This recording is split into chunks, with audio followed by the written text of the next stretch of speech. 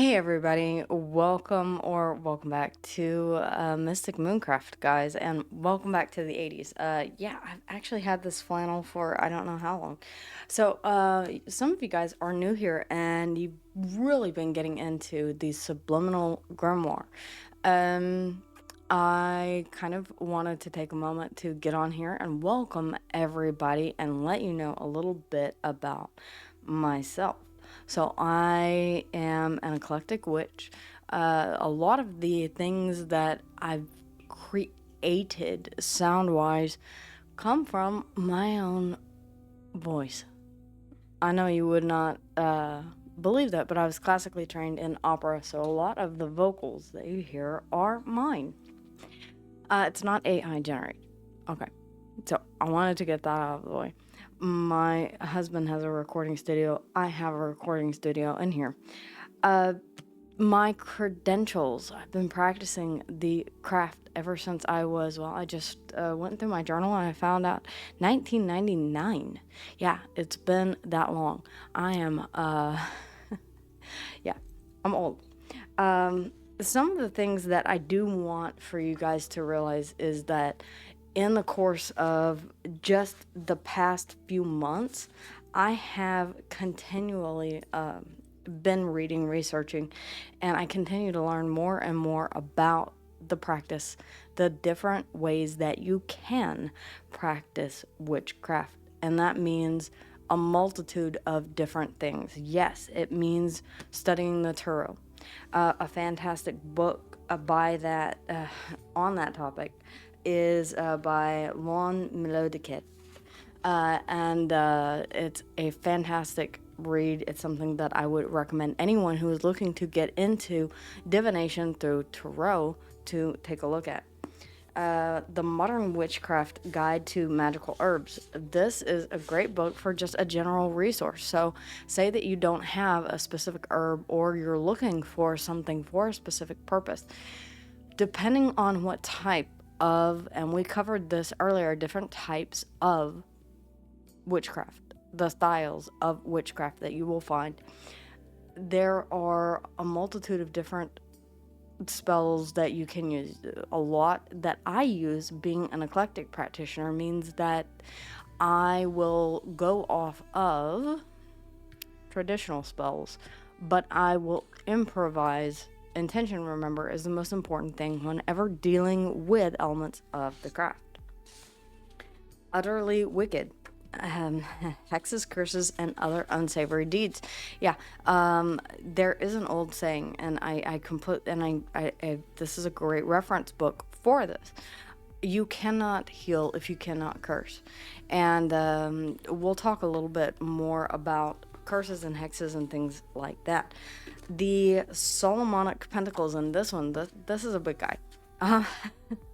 Which I've just finished, the Principles of the Solomonic Pentacles, which is about binding, calling forth, and asking for the assistance of demonic entities.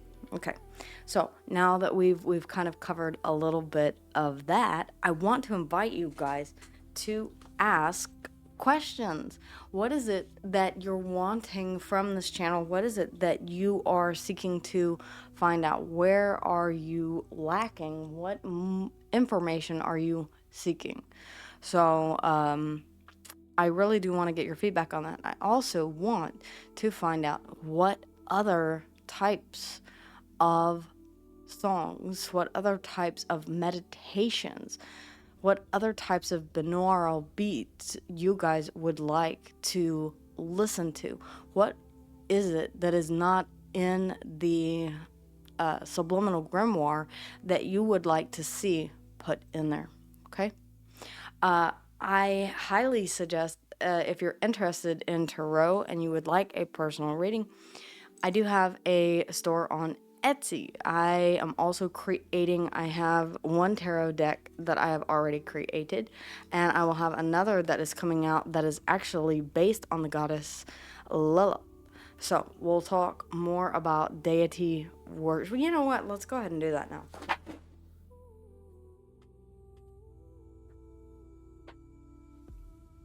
And Butterfingers. Okay. So For those of you who are interested, yes, I am from the South. Yes, I was raised in a very, very Christian Southern Baptist uh, household. And spare the rod, spoil the child, repent, and thou shalt be saved. I still memorize and have in my memory Bible verses because of the indoctrination that started basically from birth. When I finally realized that what I had been ingesting was actually poison disguised as liberation, as freedom. It was control disguised as worship. I began to rebel. I remember getting my first tarot deck when I was, it had to have been 17, 18. Yeah, probably around then. And I began learning. So it's been 30 years, 20 some odd years of practicing and learning the tarot, on and off. Now, I will have to say that I've taken it much more seriously in the past few years. But it's a wonderful tool for divination. It started out, by the way, if you did not know, as a card game in Italy and in Western Europe. So, and don't try and look up the rules to the game because it is horrendously complicated and not fun to play at all. But I figured out that there had to be something more, so I went in search of esoteric learning. And what I found, it absolutely changed the way that I view faith, that I view spirituality and the constraints of doctrinized religions. And that's a topic for a different time, if you guys are even interested in that. But just know that I do have a Christian upbringing, and I do not resonate with that any longer.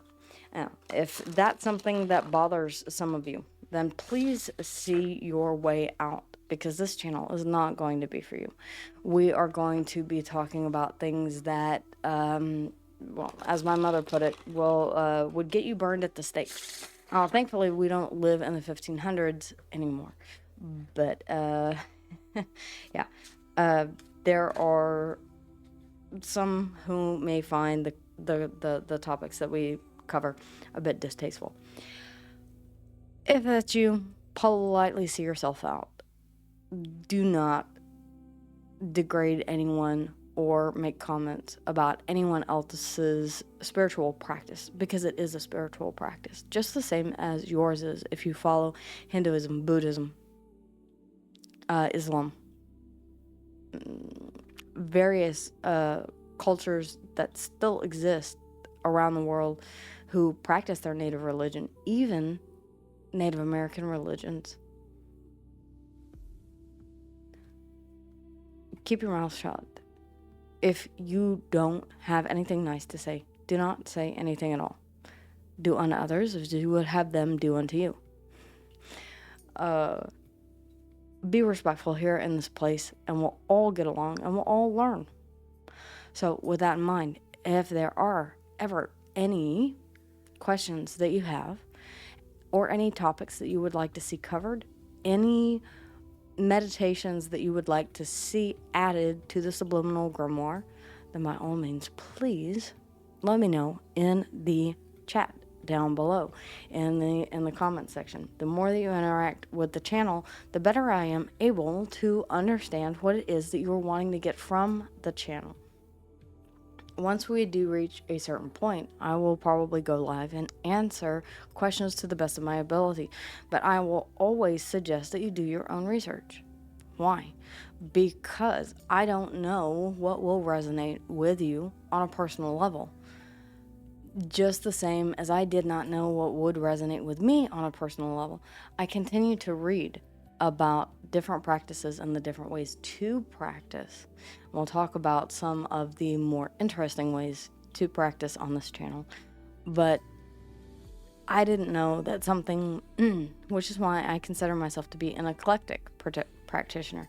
I garden, so I consider myself to be a hedge witch or a garden witch. I love to cook and cook with intention. So for that, I would consider myself to be a kitchen witch. I practice sigil magic, blood magic. So for that, I would consider chaotician, and then also a bit of traditional crafting thrown in there as well. My ancestry dates, most everything is European, Scottish, Welsh, and Germanic. So I identify primarily with the ancestors from that era, or from that area and that region. I chose my deities based on that. I was adopted, so this is something that I had to learn about because I was never, and even after finding my biological mother, who is a complete train wreck, I never got any additional information. Still have never found my biological father. So I have no idea what lies on that side of the pond. Uh, I do try my best to do research, and I suggest that you do the same, because not everything that fits, even with that cultural identity or that cultural heritage that you might have through Ancestry, through 23andMe, whatever the case is that you've gone through. And if you've not even done that, if you've talked to family members and said, oh, okay, well, our descendants are whatever, you may not feel comfortable with some of those traditions, with some of those practices, or maybe you don't even really know a lot about them. So research is going to be essential, and I will research a lot whenever it comes to deities. My deities found me. One of them found me. I petitioned to work with another. So Lilith is one who found me. And it was because I grew up in a very controlling environment all the way up until my 20s. My adoptive parents were very controlling, still are. And so she really sought me out. Freya is someone that I sought out after doing my genealogical research and learning about the things that they like and dislike. And I'm looking beyond the camera, by the way, there is a whole altar area set up. I have also a servitor who is connected to my kid because she decided that she wanted to be the primary. She likes to come in here and talk to, we have a house for our servitor and all of that, and she likes to come in here and talk to her. She's like a kid therapist. She enjoys the practice of it, and so does, from what I can tell, the entity, the servitor. Although the servitor is bound to me, she still interacts with and has fun with my child. There's no harm that I see from that. We do need to talk about protection, though, and not in the Trojan man kind of way. Protection is something that should always be employed. We'll get into that later. Again, these are all topics that we can and are able to discuss. When creating your altars, and I do want to go ahead and address this, take a look at the specific deities that you're dealing with. If it's a servitor, we've already covered this on the channel. You can choose to give to the servitor whatever it is that you decide to give. You talk with the servitor, you create the servitor, you tell the servitor what is asked of them, and then you give to them accordingly. Time, effort, energy. Energy is one of the biggest things that they continue to run on. So that's something that needs to be taken into account. This is a creation of yours that will continue to operate, but only when it is supplied energy. If you deprive this entity, this servitor, of energy, then you may find they become restless. you may find that your protection is not working as well as you had thought, especially considering the task that you have given it when you initiated contact or created that servitor. So, but as far as altars are concerned, take a look at what each deity would appreciate. Stones, crystals, all right? For Freya, it's amber, right? Mead wine. For Lilith, it is roses and dead things. Now, I won't go so far as to say that there are dead animals or dead whatever. Now, I do have a bottle that, a small witch's bottle that, with just a cork, that I will keep dead flies in, or dead spiders, or things like that. On the darker side, I'm never going to pick up roadkill. I would never suggest that you try and harvest carrion or dead things from a pasture, a field, anything like that. No, please don't. Also, if, for legal reasons, you cannot have specific types of bones. If you're a hunter and you go out hunting, as I used to do whenever I was younger, you've cleaned a deer or something of that nature, and you want to keep some of the teeth. Make sure that they are sanitized well.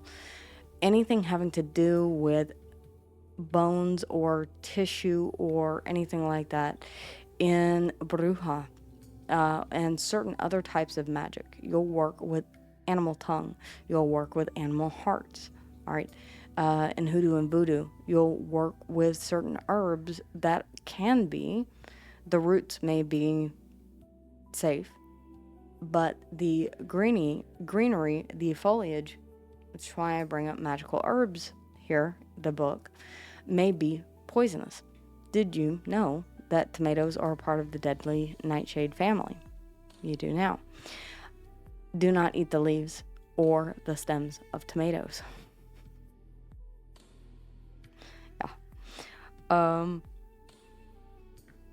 I grew up in agriculture, or not in agriculture, but I grew up watching my grandmother garden. I had a great affinity for it, and I do have a green thumb. I've also had a fascination with snakes and other, and my daughter keeps asking for a snake, and we may very well get one. But be respectful of other religions, be respectful of other practices, be respectful of other faiths, of other traditions, don't appropriate. And if you do find inspiration, not appropriation, but inspiration from different areas of practice, give your attribution in your own way. Okay?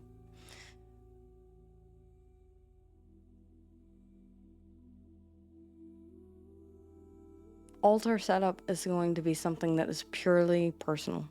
It's something that is between you and your deity. Incense, rosin, things that they enjoy, things that please them. Be careful about giving too much. Set a regular schedule, say on the new moon and the full moon, which is typically what I do. I give an attribution, and I make sure to keep their space clean and am respectful of that space.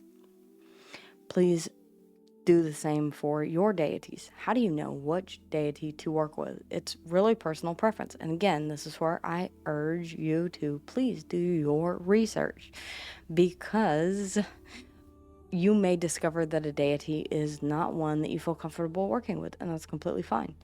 Every deity will speak to, or goddess, ancient god, will speak to every man, every woman differently, for a different reason.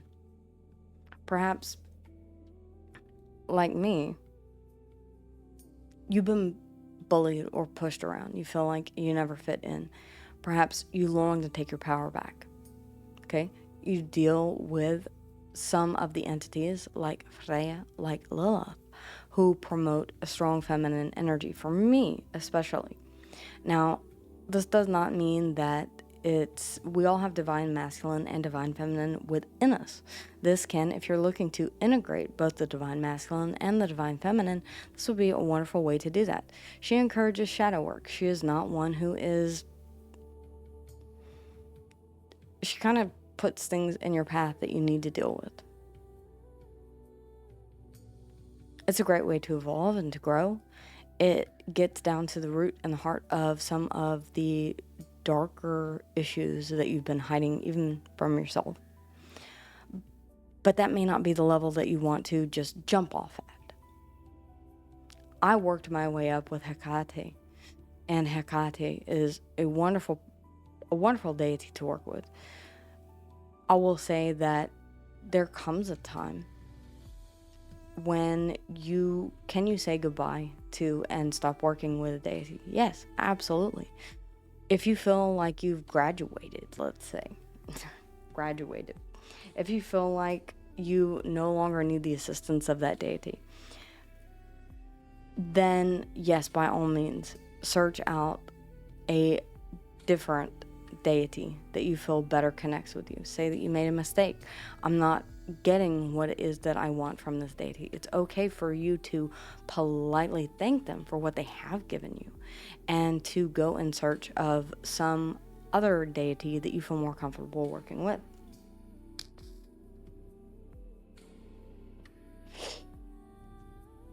One thing that I will say is to get a deck that you feel best personifies your deity that you're working with, and consecrate or cleanse or I'm trying to think.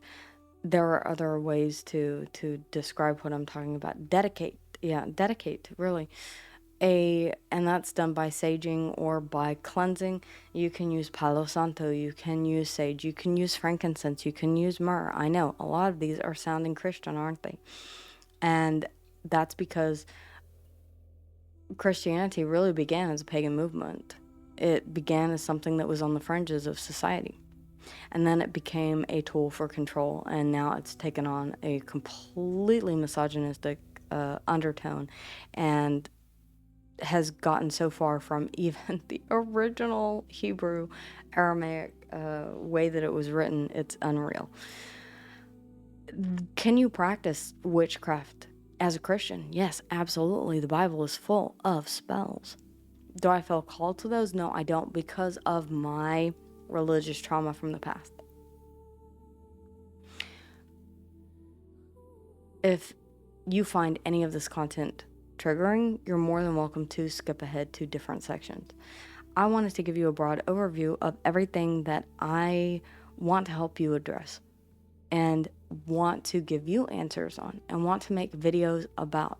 If you see a video and it does not resonate with you, don't dislike it, but leave me a comment down at the bottom that says, this did not resonate for me, and I would like to try that. Let's look into that. Let's we, as a collective here on this channel, explore different ways of connecting with the magic that exists all around us. Until next time, stay curious, and always search for what it is that you are looking to find. May your path be paved with moonlight and magic. Take care, guys. I'll see you again here soon.